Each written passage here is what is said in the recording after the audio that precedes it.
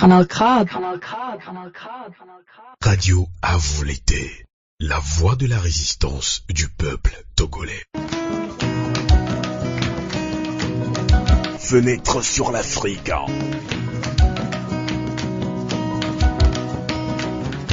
Interview, analyse, débat sur la situation politique et culturelle africaine sur Radio Canal K.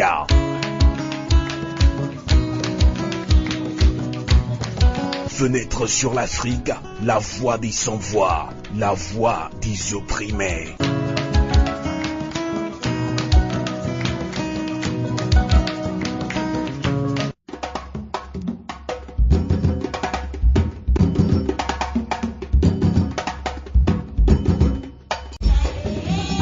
La lutte pour la tenance, la démocratie et l'état de droit est retournée à la case de départ, malgré la forte mobilisation des Togolais à en finir en 2017 et 2018. Si au Togo, les contestations n'ont pas pu balayer le dictateur togolais, en Algérie, elles ont eu gain de cause avec la renonciation d'Abdel Aziz Bouteflika à un 5e mandat. Si au Togo, l'armée mate les populations pour protéger le dictateur, en Algérie, elle s'est jointe au mouvement pour faire fléchir le président algérien. Si les deux pays africains aspirent au changement, comment analyser la différence entre ce qui se passe actuellement en Algérie et la crise politique qui perdure au Togo pendant plusieurs années? Le débat est ouvert avec vous également, mes auditeurs, et nos invités. Raymond Ivy, coordinateur général du CMDT, Conseil mondial de la diaspora togolaise, et vice-coordinateur de CODI Togo, coalition de la diaspora togolaise pour la tenance et la démocratie.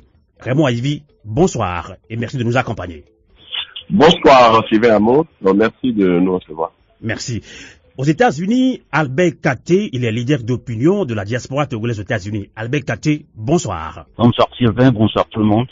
Et merci de nous accompagner depuis les États-Unis. Et à Lomé au Togo, nous recevons le journaliste Idelphonse Akpaki, il est le directeur promoteur du journal et vidéo en ligne La Gazette du Togo. Merci beaucoup et confrère Idelphonse Akpaki depuis Lomé. Bonsoir. Bonsoir Sylvain, bonsoir à tous et celles qui nous écoutent. Merci beaucoup. Nous allons commencer tout de suite ce débat avec Raymond Ivy, qui est le coordinateur du CMDT, Conseil mondial de la diaspora togolaise, vice-coordinateur de CODI Togo. Alors, Raymond Ivy, tout d'abord, avant de continuer ce débat sur l'actualité sociopolitique autour, notamment cette crise, alors comment se porte aujourd'hui CODI Togo, qui est la coalition de la diaspora togolaise? Raymond Ivy. Oui, merci Sylvain. CODI Togo, la coalition de la diaspora togolaise pour l'alternance et la démocratie, est née à Paris le 9 décembre 2017 et en mars, les 4-5 mars 2018, à Dakar, l'Assemblée générale a mis sur pied le Conseil supérieur qui dirige donc ce mouvement qui est composé de plusieurs organisations de la diaspora togolaise à travers le monde, aux États-Unis, au Canada, en Europe et en Afrique notamment. CODI Togo se porte très bien comme une fleur. Et vous savez, aujourd'hui, depuis Dakar, que ce soit par rapport au lobbying diplomatique de Paris, Washington, en passant par Accra et le Nigeria, Abuja, CODI Togo a fait ce qu'on appelle un lobbying diplomatique important. CODI Togo a initié un certain nombre de rencontres un peu partout, dans ces lieux que j'ai cités, que ce soit Washington ou au Canada ou en Afrique ou en Europe. CODI Togo a initié des manifestations. Donc aujourd'hui, au niveau de la diaspora et au niveau du Togo, CODI Togo, on ne le présente plus. CODI Togo, elle est connue et elle a fait des avancées, même si aujourd'hui, l'objectif pour laquelle, la finalité pour laquelle CODI Togo a été créé n'est pas atteinte, mais je pense que pour avoir rencontré un certain nombre de personnes dans le lobbying diplomatique et dans la diaspora, le travail qui se fait portera indubitablement ses fruits. Merci pour la question. D'accord. Il faut également rappeler à nos fidèles auditrices et auditeurs de Canal K de Radio Avolete que Kodi Togo participe actuellement, bien depuis hier, donc aujourd'hui, à ce forum citoyen. Nous allons quand même en parler avec Ildefonse Akpaki qui a quand même participé hier, donc, et même aujourd'hui, à ce forum citoyen. Rapidement, Raymond Aibi, revenons-en à ce débat qui est très, très important pour tout Africain. Alors, que vous inspire ce qui se passe actuellement en Algérie? La rue a grondé, la rue a fait renoncer à Abdel Aziz Bouteflika. Quelle est la différence entre ce qui se passe au Togo et en Algérie, selon vous? Oui, c'est Sylvain, vous savez, on dit souvent que comparaison n'est pas raison, mais cela n'empêche pas quand même de pouvoir faire un parallélisme. Il faut dire que le Togo a connu un système totalitaire de plus de 50 ans, où la même famille régente le pays. En Algérie, quand bien même que le pouvoir de Bouteflika connaît déjà plus de 4 mandats et que c'est le 5e mandat auquel il aspirait, et le peuple s'est levé comme un seul homme. On a vu de gigantesques manifestations un peu partout dans le monde, depuis Alger et dans les grandes capitales occidentales. Et il faut dire que l'armée algérienne, les officiers de l'armée algérienne ont rejoint donc le peuple, ce qui est quand même quelque chose de très important à souligner, ce qui n'est pas encore le cas au Togo. Il faut dire que chez nous, le système totalitaire a au centre la police, pour ne pas dire l'armée, qui est le centre du pouvoir. Si aujourd'hui l'armée descend dans les rues et rejoint le peuple togolais, vous verrez bien sûr que la donne va changer tout de suite. Puisque le centre du pouvoir, le centre névralgique du pouvoir au Togo, c'est cette armée-là qui tient ce système en place. Donc nous avons beau marcher, il faut absolument que nos frères officiers de l'armée togolaise comprennent que le système totalitaire qui régente le pays depuis plus de 50 ans n'est pas bon. Ce système n'est pas bon. Ce système totalitaire qui jette plein de frères et sœurs dans les geôles de ce pouvoir, en prison, ce système qui tue, qui envoie au cimetière bon nombre de frères et sœurs depuis le temps, n'est pas bon, et c'est ce qu'on veut changer. Et donc, à partir du moment où certains officiers le comprendront, il me semble que les sacrifices occultes qu'on soumet, semble-t-il, à certains d'entre eux, pour qu'ils puissent continuer à régenter donc le pays, pour faire main basse sur les richesses de ce pays, alors qu'il faudrait partager ces richesses pour que la paix revienne dans ce pays. Je pense que la donne changera et on regagnera ce que les Algériens ont gagné ces jours, c'est-à-dire le recul de Bouteflika, et qui a entendu raison pour ne plus briguer donc le 5e mandat. D'accord. Donc nous dirons que il faut continuer à combattre, à lutter, pour que les officiers, en tout cas les hommes de rang, puissent comprendre que en fait la lutte n'est pas contre eux. La lutte, elle est pour le bien, le bonheur de tous les Togolais, quelle que soit la profession qu'elle exerce.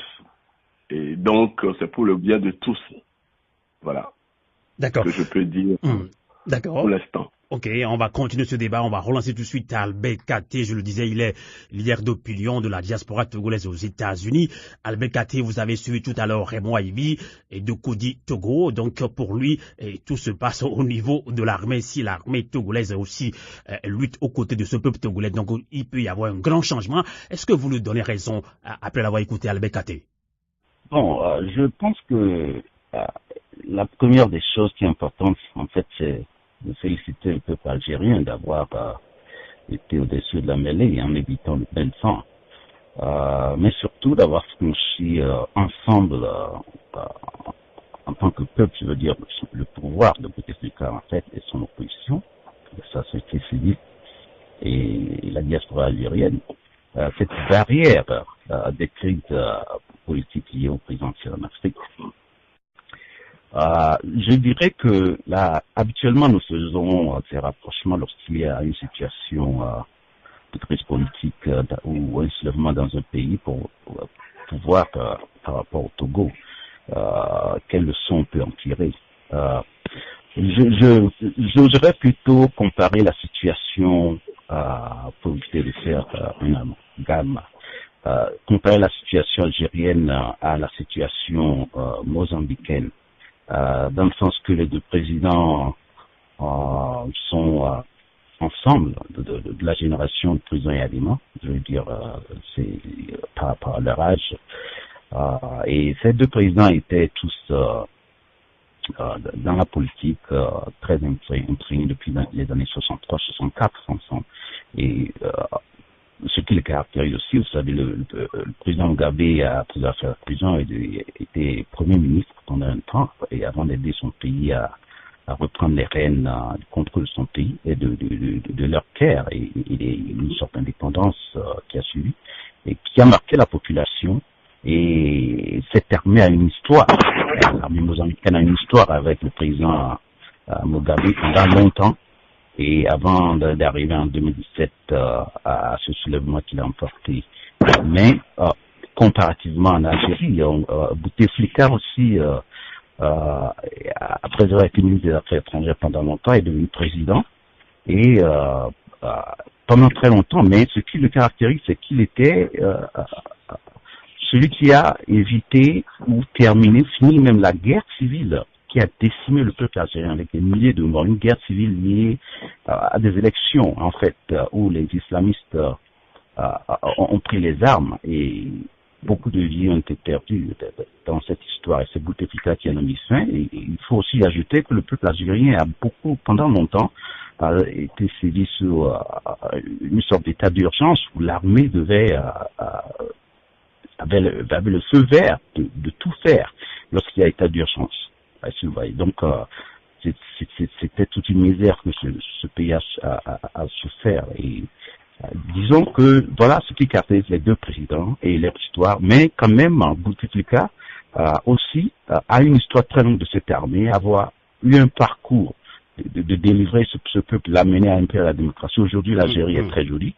Et sur le point de développement économique. Et malgré cela, l'alternance est une difficulté que ces deux présidents ont eu. Donc, nous félicitons ces deux pays africains d'avoir fait ce sursaut.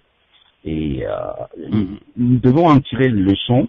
Mais l'une des leçons aussi que les Togolais doivent en tirer, c'est de voir les négociations qui ont eu lieu, la qualité de ces négociations et l'implication de toutes les couches de la société dans ces négociations pour éviter ce bain de sang. Et depuis 1990, les Togolais sont en train de tout faire pour éviter ce genre de choses. D'accord. Albert Katé, si je ne vous coupe pas, hein, donc si on s'en tient tout à l'heure à la réaction de Raymond Aïvi, lui, il met plutôt l'accent sur l'armée. Alors si au Togo, l'armée émate les populations pour protéger le dictateur, en Algérie, vous l'avez vu, hein, l'armée s'est jointe au mouvement pour faire fléchir le président algérien. Qu'est-ce que cela vous inspire, Albert Katé? Je pense que ce n'est pas trop prudent de multiplier toutes les exactions qui ont eu lieu dans le passé en Algérie par zéro, commises par l'armée algérienne, parce que dans tous les pays africains, il y a des mouvements où on mate les gens, il y a beaucoup de rapports sur l'Algérie en matière de droits de l'homme, en matière d'émeutes.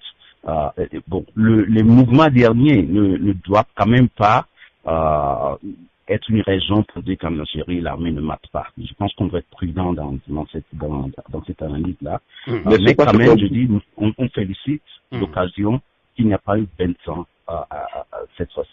D'accord. On va relancer Ildefonse Akpaki en ligne depuis Lomé. Je le disais, Ildefonse Akpaki est directeur et promoteur du journal et vidéo en ligne, la Gazette du Togo. Ildefonse Akpaki, il y a quelques années, c'était la Tunisie, donc qui a donné le ton de révolution. Maintenant, c'est l'Algérie. Et on compare ça avec les pays de l'Afrique subsaharienne, notamment au Togo. Qu'est-ce que cela vous inspire, le rôle qu'a joué l'armée en Algérie, l'armée qui s'est jointe à la population? Ildefonse Akpaki. Alors, merci une fois encore, Sylvain Mons, pour l'occasion que vous m'offrez. C'est vrai que je suis né au Togo, c'est vrai que j'ai suivi un tout petit peu l'évolution de la politique au Togo. Aujourd'hui, je peux rendre grâce au Seigneur parce que je suis un petit responsable d'un organe de presse. Je suis invité à faire les analyses et le décryptage de cette politique togolaise. Alors, en 4 points, je voudrais tout d'abord commencer mon speech en disant qu'il faut s'en tenir d'abord, pour le premier point, sur l'arrivée au pouvoir même d'une personnalité. Après, voir si cette personnalité-là écoute son peuple. Et puis, la réaction même du pouvoir. Et enfin, la manière dont celui qui est au pouvoir gouverne. Au Togo, on a comme l'impression que le fait d'être porté au pouvoir ne respecte pas la volonté populaire. Les hold-up électoraux qui sont faits, qui portent la personne qui ne devait pas normalement être à cette place-là, et puis cette personnalité qui n'écoute pas le peuple. Et est-ce qu'il est là pour gérer les affaires de la cité comme la loi fondamentale du pays les recommande, ou il est au service des puissances étrangères en protégeant leurs intérêts? Lorsque nous parcourons l'histoire togolaise, et plus particulièrement le rôle que jouent les forces armées togolaises, j'ai seulement à l'idée une phrase qui passe tous les 13 janvier quand feu le général Yadema était encore vivant, et puis après, quelques mois après son départ du monde visible. Et la phrase, c'est la voici, que prononcent chaque fois les commentateurs de la radio Lomé. Je cite, « L'armée togolaise est bâtie à l'image de son chef. » Fin de citation. Lorsque dans une république, ces phrases sortent des bouches des journalistes, allez-y comprendre quelque chose. Cela veut dire que cette armée-là, au lieu de réagir selon ce que la loi fondamentale du pays dit, vous comprenez que, ayant été bâti à l'image de son chef, il n'y aura que son chef qui lui donnera l'ordre. Et déjà, il faut comprendre que sur un plan purement républicain, la mission confiée à cette armée doit être contraire à la volonté populaire, à la volonté républicaine. Voilà pourquoi, depuis le 13 janvier 1963, date à laquelle Feu Sylvanus Olympio a été lâchement assassiné, tout exercice du pouvoir politique, c'est-à-dire du pouvoir d'État au Togo, se fait par procuration de l'armée togolaise, c'est-à-dire des forces armées togolaises. L'exemple le plus patent qui a fait tache d'huile dans la conscience collective est ce acte piteux posé par les principaux responsables des forces armées togolaises le 5 février 2005. Vous savez que la loi fondamentale togolaise, en son article 66, demande rien qu'à la Cour constitutionnelle de constater la vacance du pouvoir. En lieu et place de la Cour constitutionnelle, les officiers de l'armée, tout corps confondu, ont fait allégeance à M. Faure Gnassingbé, qui n'était à l'époque qu'un simple ministre. Or, l'article 65 de la même constitution, c'est-à-dire de la loi fondamentale togolaise, demandait à ce que ce soit le président de l'Assemblée nationale. Et d'ores et déjà, il y a ce que nous appelons un coup d'État constitutionnel. Et vous comprenez que c'est l'armée qui a eu le courage et la force de mettre sur ou dans le fauteuil présidentiel cette personnalité-là qui, normalement, ne devait pas être là-bas.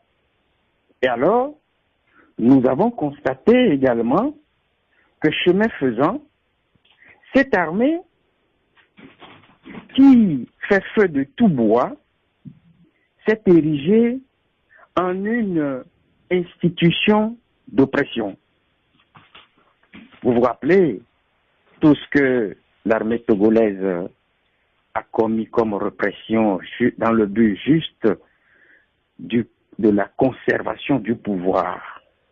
Alors, cette situation a donné naissance à un contentieux lourd et historique entre le peuple togolais et l'armée. Or, tout le monde sait que la mission régalienne de toute armée au monde, c'est celle de protéger et de défendre l'intégrité territoriale. Or, au Togo, lorsque vous faites cette analyse des actes que posent les forces armées togolaises, on est tenté de dire qu'au Togo, le rôle régalien des FAT est la protection du pouvoir d'État établi par la force. Puisque celui qui prend les rênes n'est pas issu d'une volonté populaire. La vérité des urnes n'est pas proclamée. Et quand chaque fois cette vérité des urnes n'est pas proclamée, nous avons toujours constaté qu'il y a l'armée qui est toujours présente. Vous savez, je me suis amusé il y a quelques années à relever les œuvres posées par les FAT, même si la constitution togolaise demande à l'armée d'être neutre et républicaine. Je peux vous citer pêle-mêle certaines dates où l'armée s'est illustrée dans le jeu politique. Prenons par exemple le 13 janvier 1963 avec l'assassinat de feu Sylvanus Olympio, président de la jeune République togolaise. Le 5 octobre 1990, la répression sanglante des étudiants. Le 3 décembre 1991, l'attaque de la primature. Et vous savez que cette date-là, avant que l'attaque ne soit perpétrée, il y a eu des tirs dans le quartier Kodjoviakopé qu'abritait le siège du gouvernement de l'époque dirigé par Joseph Kwaku Figo. J'ai vu des amis qui ont reçu des balles qui sont tombées. Je m'incline devant la mémoire de toutes ces personnes qui sont tombées là. Je vous cite les 22 et 23 octobre 1992 où les hauts conseillers de la République ont été pris en otage. Toujours pas des militaires qui ont sorti des blindés. Le 25 février 1993, rappelez-vous, les massacres du Fréau-Jardin. Le 24 avril 2005, où nous avons vu sur des chaînes internationales, surtout des militaires qui fuyaient avec des urnes. Vous avez vu, j'ai vu. Aujourd'hui, l'histoire retient que, au lieu que les FAT protègent, puisque dans le quartier B, où ils ont fait irruption dans un centre de vote, les militaires ont emporté des urnes qui sont allés brûler. Ils ont brûlé les bulletins. Les populations sont aujourd'hui là comme témoins. Le 26 avril 2005, n'en parlons plus. Lorsque Mme Kissem Tchangaï a fini de donner les résultats et que ces résultats ne reflétaient pas la vérité des urnes, je crois que sur toute l'étendue du territoire national togolais, vous avez vu les Togolais qui étaient sortis qui s'étaient insurgés contre ces résultats. La réponse ou la réplique, c'est que l'armée est sortie des casernes. Vous avez vu. Moi, je retiens aujourd'hui que la commission envoyée par l'ONU, la commission de rétablissement des faits, a jusqu'aujourd'hui maintenu qu'il y a eu 500 morts. 500 morts. Alors, vous voyez, il y a des exemples pêle-mêle que nous pouvons citer. Je ne vous apprends rien du tout, mais je vous informe aujourd'hui que même lors des travaux de la CVJR, l'armée a encore fait irruption dans les bureaux. Mais posez la question à Monseigneur Nicodème Barriga, il vous en dira un peu. Je ne cache pas tout ce qui s'est passé depuis le 19 août jusqu'à aujourd'hui. Les sièges des villes togolaises. Or, lorsque vous prenez la constitution togolaise en son article 147, il est bien défini la mission de l'armée. Il est bien défini que l'armée ne doit normalement pas faire irruption. Alors, nous allons comparer cette situation à celle qui régente aujourd'hui, qui s'apparente à quelque chose de contraire en Algérie, puisque c'est la question que vous avez posée. Tout à fait. C'est de savoir. En tout cas, Ildefonse Akpaki et Albert Katé l'a dit, et même en Algérie, l'armée algérienne avait aussi maté les Algériens. Mais finalement, tout récemment, l'armée algérienne s'est jointe à la population. C'est là où il y a la différence, Ildefonse Akpaki. Oui, mais moi je suis d'accord avec lui. Partout, l'armée mate. Mais est-ce que lorsque le peuple exprime une volonté et que cette armée, qui est une institution républicaine, au service de ce peuple-là, est-ce que l'armée doit encore avoir une réaction musclée, ouvrir le feu, comme c'est le cas au Togo? Mais ce n'est pas ça. Nous avons vu ce qui s'est passé depuis août 2017 jusqu'à aujourd'hui. Vous avez vu ces milliers de compatriotes togolais qui, non seulement ne sont pas sortis dans la capitale, mais un peu partout sur toute l'étendue du territoire. Alors, la réplique a été comment? On a assiégé des villes par des chars. On a tiré à balles réelles. Tout récemment, un mécanicien est mort sur le coup de balles réelles également. L'enquête est toujours en cours selon le ministre de la Sécurité. Ildefonse Akpaki, on a compris dans tout. Votre intervention tout à l'heure, vous avez mis l'accent sur le rôle qu'a joué l'armée en soutien à la dictature au Togo. Raymond Aivi, rapidement, je pense que vous partagez le même avis que Ildefonse Akpaki, mais la vraie question qu'on peut se poser, Raymond Aivi de Kodi Togo, qu'est-ce qu'il faut faire concrètement pour que l'armée togolaise prenne conscience et entende raison, tout comme le font les forces armées dans d'autres pays comme au Burkina Faso, en Tunisie et en Algérie? Raymond Aivi. Je voudrais rappeler simplement que s'agissant de l'Algérie, moi je veux bien qu'on puisse peut-être s'appesantir sur toute l'historique de l'armée algérienne. Bon, je sais aussi que voilà, les questions donc de décolonisation ont posé des problèmes entre l'Algérie et la France. Et d'ailleurs, c'est un passif qui n'est toujours pas soldé d'ailleurs. Mais s'agissant aujourd'hui du présent, on parle du présent, quand il s'agit donc de la candidature de Bouteflika pour le 5e mandat, je ne pense pas que l'armée ait tiré, en tout cas je n'ai pas lu que l'armée ait tué, assassiné ses concitoyens, je parle de l'armée algérienne, assassiné donc ses concitoyens, non, plutôt elle a entendu raison et s'est joint donc aux manifestations gigantesques qu'on a pu voir. Revenons au Togo. Est-ce que aujourd'hui vous pouvez me citer une seule loi au Togo qui s'impose au corps habillé? Tout se passe, tout s'apparente comme vous venez de le dire, s'agissant du jeune mécanicien, que tout le monde a vu la vidéo circuler où un haut cadre donc des forces armées supérieures a tiré à bout portant sur ce jeune pour lui retirer la vie. Et ce n'est pas la première fois. Aujourd'hui, le système qui gouverne le Togo, qui régente le Togo, s'apparente comme si les corps habillés sont des supra-citoyens auxquels aucune loi n'est soumise. Citez-moi une seule loi. À loisir, ces forces peuvent faire ce qu'elles veulent.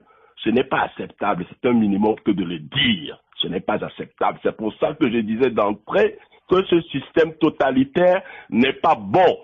Nous ne faisons pas la guerre à nos concitoyens de RPT Unir. Nous disons simplement que le système n'est pas bon. Il n'est pas bon pour tous. Il faut qu'il faille le changer et de toute urgence.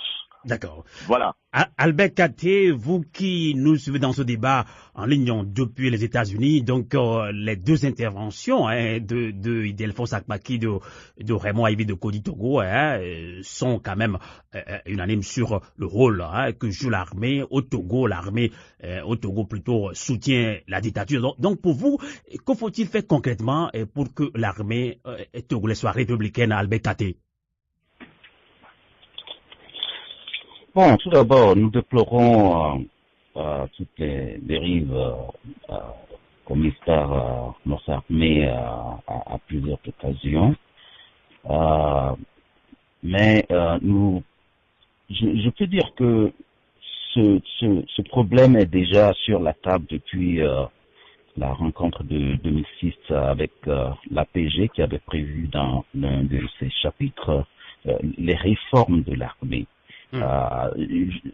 Nous devons faire attention de ne pas prendre seulement aussi une partie de l'histoire d'un pays et la beauté, le côté très bien de cela. C'est-à-dire, Albert Katé, alors, est-ce que vous êtes d'accord que l'armée togolaise, s'il faut le dire, n'est pas républicaine? C'est pas moi qui le dis, beaucoup d'observateurs l'ont dit que l'armée togolaise a plutôt de poids dans la gestion du pouvoir. Ben, lorsque nous parlons du pouvoir, justement, c'est de ça que je parle. Nous parlons, le pouvoir, c'est la Constitution. Les pouvoirs sont construits par la Constitution. Donc, nous disons qu'il y a des réformes qui devaient corriger ça depuis 2006. C'est un travail qui a été abandonné. Il faut qu'on en soit conscient. Et le fait de le soulever rappelle l'importance de ce côté de ce chapitre qui est dans l'APG, qu'il n'y a pas que les réformes politiques à faire, mais il y a aussi d'autres éléments très importants, c'est-à-dire qui font partie de tout le dossier de l'APG. Et c'est pour ça, le fait d'avoir abandonné ce chef-d'œuvre fait que nous revenons chaque fois à des problèmes antérieurs, à des difficultés qu'on a subies, et il faut qu'on saisisse l'occasion pour résoudre ce problème et retrousser nos manches et ensemble reprendre ces réformes et les mettre en application. Ça demande beaucoup de travail, mais on peut y arriver que de se lamenter, voir les problèmes chaque jour et laisser la solution dormir là-bas, recourir encore à des difficultés. Donc la solution est à notre portée.